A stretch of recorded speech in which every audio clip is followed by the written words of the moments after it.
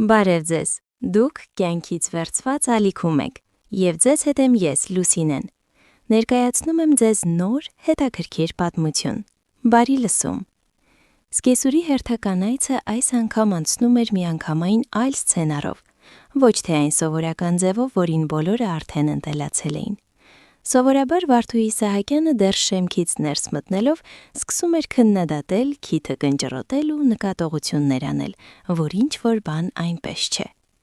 «Քո տաթևիկի մոտ էլի բան է այրվել», դժգոհ ասում էր նա։ Կամ սկսում էր խոսել երևակայության բացակայությունից, թե իբր հարսը միանման է կերակրում իր աշոտին։ Կամ էլ նկատում էր պատշգամբում կախված լվացքը և ասում, որ այդպես լվանել չի կարելի, տարբեր կտորներ տարբեր ռեժիմներ են պահանջում։ Եվ այս ամենը հիմնականում ասում էր որդուն, բայց այնպես, որ հարսն էլ անպայման լսեր։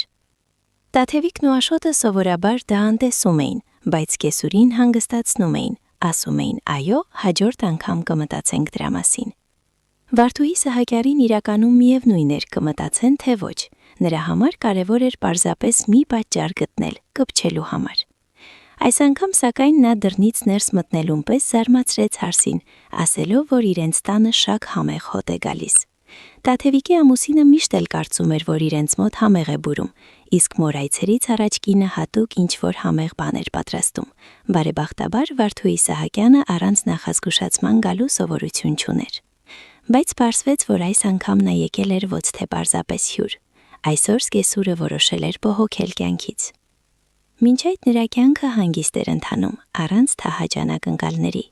Իսկ հիմա հանկարծ պարզվել էր, որ լուրջ խնդիր կա։ Նրա մայրը տատիկ Մարիանը շատ վատացել էր։ Իհարկե դա հանկարծ չէր եղել։ Տատիկի առողջությունը վաղուց էր վատանում, բայց Վարդուհի Իսահակյանին դա առանձնապես չէր անհանգստացնում։ Նա նյարդայնանում էր, բայց մորը տանում էր հիվանդանոցներ ու դեղեր գնում։ Հիմա արդեն տատիկը չէր կարողանում հաղթահարել տնային գործերը։ Մի քիչ էլ ու ինքն իրեն էլ չի կարողանա սպասարկել։ Տատիկը ինքն էր վեր կացել, բայց դուստրը շատ էր նյարդայնացել։ Եվ սա պարզապես պատահականություն չէ, պարզ է, որ սա կրկնվելու է։ Ձեր կինը հազիվ է քայլում, հազիվ հասնում է զուգարան։ Իսկ ուտելիք պատրաստելը իսկական քվեստ է։ Հաճախ չոր բաներով է սնվում։ Հիմա ես եմ նրան շաբաթվա համար ապուր կամ բորշչ պատրաստում։ Նա տաքացնում է, պատմում էր սկեսուրը։ Բայց արդեն վախենում եմ, որ գազը կմիացնի, իրեն վատ կզգա ու հրդեհ կկազմակերպի։ Տատիկը միայնակ էր ապրում տանը, և իհարկե իր տարիքում դա վտանգավոր էր։ Ամեն օր վազել նրա մոտ դուստրը չէր կարող, թեև ամբողջ օրը կապի մեջ էին։ Բայց հիմա դա էլ չէր բավականացնում։ Իդեպ գազի հարցը վաղուց էր քննարկվում։ Աշոտն ու թաթևիկը նոր տարվա համար տատիկին միկրոալիքային վարարան էին նվիրել, որ ավելի հեշտ լինի։ Ամենապարզ էին գնել, որ չշփոթվի։ Եվ ինչ եղավ, միկրոալիքայինը տեղափոխվեց Աշոտի կրտսեր եղբոր տուն։ Պարզվեց, որ տատիկը չէր կարողանում գլուխ անել այդ բարդ սարքից, և այն անգործ էր մնացել։ Որպեսզի իզուր չկորչի, այն վերցրել էր կրտսեր թորան ընտանիքը։ Աշոտն ու թաթևիկը չվրդովվեցին, կինը ապրում էր մի սկզբունքով՝ նվիրել ու մոռանալ։ Ինչ կանի մարդը նվիրի հետ, այլևս նվիրողի գործը չէ։ Իսկ Աշոտին թավ էր պատճառել, բայց ինչ արած, իրենց մոտ էլ կար միկրոալիքային։ Նույն տրամաբանությամբ էր մտածում նաև նրա մայրը։ Ձեր մոտ կա, դրա համար էլ ձեզանից չեն հարցրել։ Բայց հիմա խոսքը միկրոալիքայինի մասին չէր։ Տատիկին չէր օգնի ոչ դա, ոչ աման լվացողը, ոչ էլ ռոբոտ փոշեկուլը։ Նրան պետք էր մարդ, ով կխնամեր։ Ընդհանրապես տատիկին պետք է խնամել, ամփոփեց սկեսուրը։ Դրա համար էլ նրան կտեղափոխեմ ձեր բնակարան։ Աշոտն ու թաթևիկը հարցեր ունեին, բայց այնքան էին շփոթված, որ դեռ չէին կարողանում ձևակերպել դրանք։ Իսկ Վարդուհի Իսահակյանը շարունակում էր. Քանի դեռ տատիկը կենդանի է, պետք է անմիջապես ինչ-որ բան լուծել նրա տան հետ, չէ որ պարզ է, որ նա շուտով կանցնի այն աշխարհը, իսկ ինչու սպասել։ Հետո կես տարի ոչինչ չես կարող անել, մինչև ժառանգության մեջ չմտնես, իսկ տան վաճառքից ստացած գումարը իրեն պետք է արդեն երեկվանից։ Սկեսուրը ամեն ինչ պլանավորել էր, տունը կվաճառի ու բնակարան կգնի կրտսեր որդու Գորյունի համար։ Այստեղ թաթևիկը պայթեց, նա ասաց, որ նման տարբերակի հետ համաձայն չէ։ Իսկ ինչու տունը միայն մեկ որդուն, ասաց նա։ Դա ակնհայտ է, ասաց սկեսուրը։ Գորյունը 2 երեխա ունի, 4-ով վարձով են ապրում։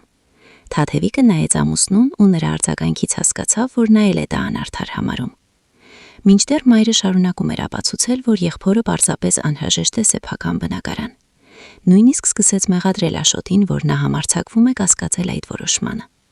Բայց ամուսինները կասկածում էին։ Կորյունը առանձնապես չէր ջանում սեփական տուն ունենալու համար։ Ամուսնացել էր, քանի որ ընկերուհին հղիացել էր։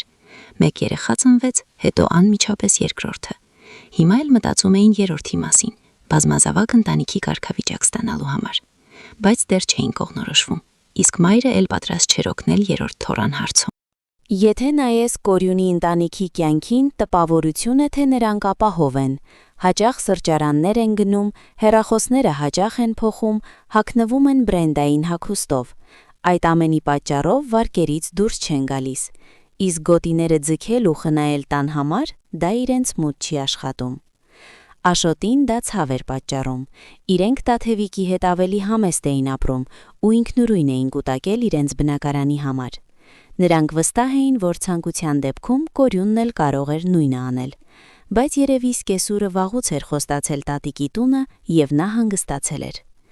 Աշոտը վաղուց էր կասկածում, որ մայրը ինչ-որ բան է ծրագրում։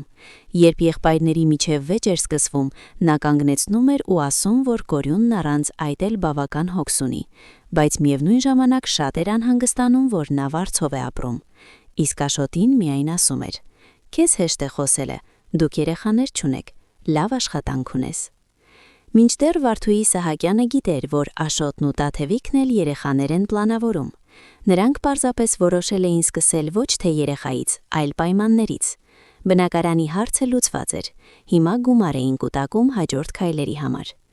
Երեխայի սենյակ, մահճակալ, փոխելու սեղան, պահարան, խաղալիքներ, զարգացնող գորգեր։ Բացի այդ, հղիությունը կանխատեսելի չէ, լրացուցիչ հետազոտություններ, բժիշկներ, տեղեր։ Ամեն ինչ գումար է պահանջում։ Նրանք չէին ուզում, որ երեխայի ծնունդը դառնա ֆինանսական ստրես։ Իսկ Կորյունը սկսել էր երեխաներից ու հիմա վիրավորվում էր, որ եղբայրը չի մտնում իր դրության մեջ։ Աշոտին ընտանիքը ի դեպ միայն քննադատությամբ չէր զբաղվում, նրանք նվերներ էին գնում նաև եղբոր երեխաներին,